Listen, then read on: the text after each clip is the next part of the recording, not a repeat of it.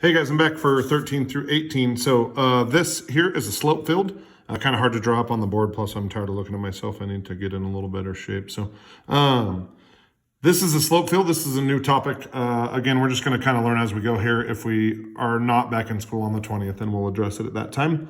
Okay, so there's some function that gives me each one of these slopes. Whatever function, there's an infinite number of that function. You know, we have a plus c on it. So this is the slope representation of those. So if you were to take like one of these slopes, if this was a slope field for that guy right there, then when we go up here, then if we were to go to say like a point 1, 2, and we were to plug in a 1 for x and a 2 for y, that slope should be represented right here. So if I plug in, there's no place to plug in x, so if I plug in a 2 for y, I get 2.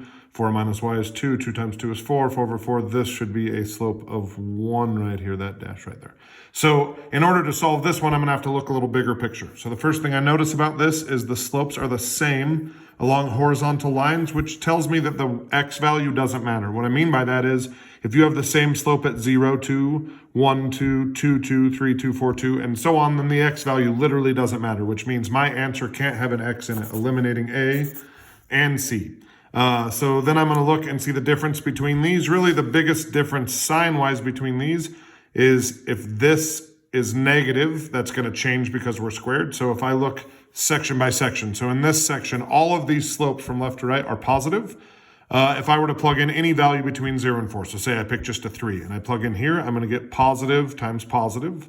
Here I'm going to get positive times positive, and this one will be slightly bigger, but both will be positive. If I go up here above 4, like say 5, I plug in a 5, I get positive times negative. You'll notice these slopes up here are negative.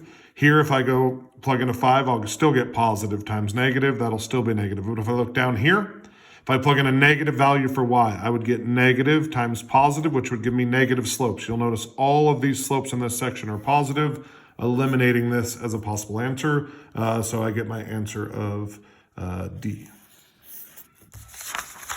Okay, next, if I look at number 14, they give me an equation of dy dt equals k times y. You'll notice I've done this a few times over here trying to figure out the best way to teach it. This is a separations of variables problem, also new. So if we bring the y over to the left, we do 1 over y dy.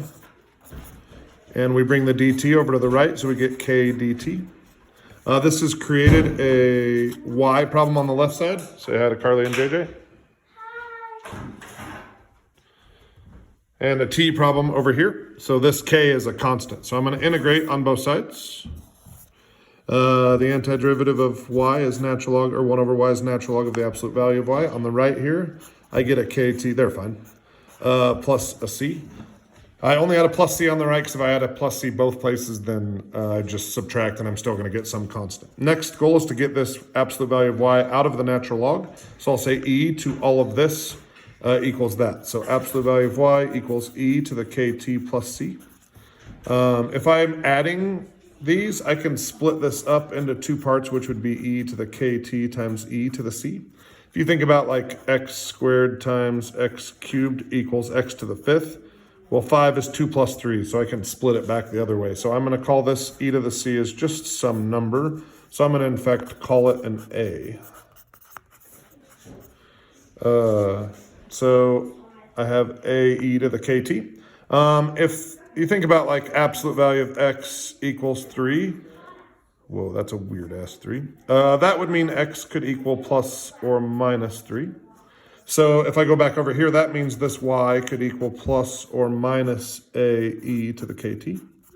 And although this says plus or minus, it's only going to end up being one answer. I promise this is real math, so this would be b e to the kt.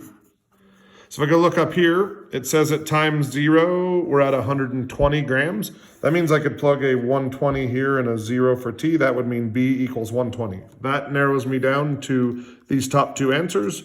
Next, it says it's increasing at 24 grams per day. This is misleading because that right there, but that would make this thing increase way more than 24 grams per day. So we're going to go with B just as an educated guess.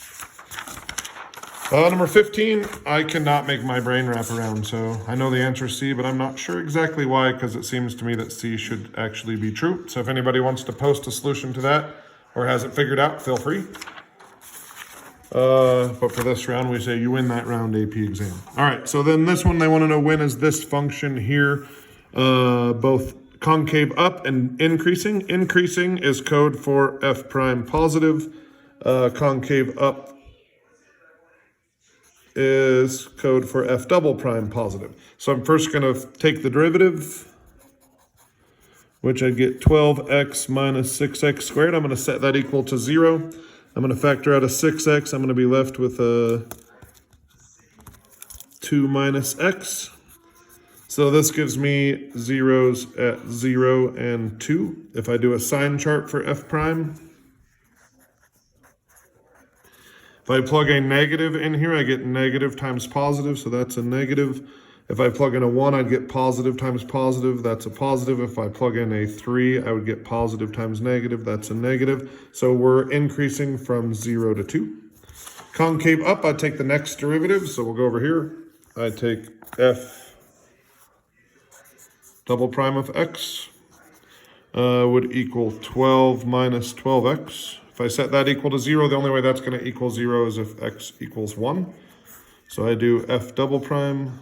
Sign chart, if I plug in a 0 here, I get positive. If I plug in something bigger than 1, I get a negative. So we are 0 to 1 for the second derivative. I overlap 0 to 1 and 0 to 2 to get 0 to 1, which is my answer A.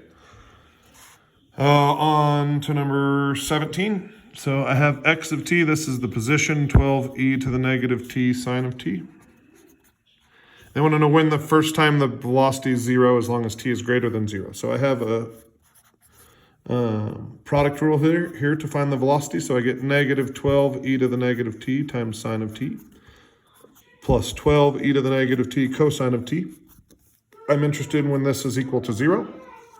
I'm going to factor out a negative 12e to the t, your choice. You could have taken a positive 12e to the negative t out, and I'd be left with a sine of t minus a cosine of t. This can never equal 0, so my 0 has to come from here. So I'm thinking as long as we're positive when is the first time sine minus cosine equals 0, that would be when they're equal to each other, which is pi over 4. Easiest problem so far. If I have this function and I want to take the derivative of it, think about taking d dx of this right-hand side. If we take the derivative of an integral, they disappear, x replaces t, so I just get the tangent of 5x secant of 5x minus 1, so your answer is D. Sorry, that one was a labor of love. Took me a couple rounds to figure out how to teach some of that, so feel free to message me or whatever if you need more help. Thanks, guys.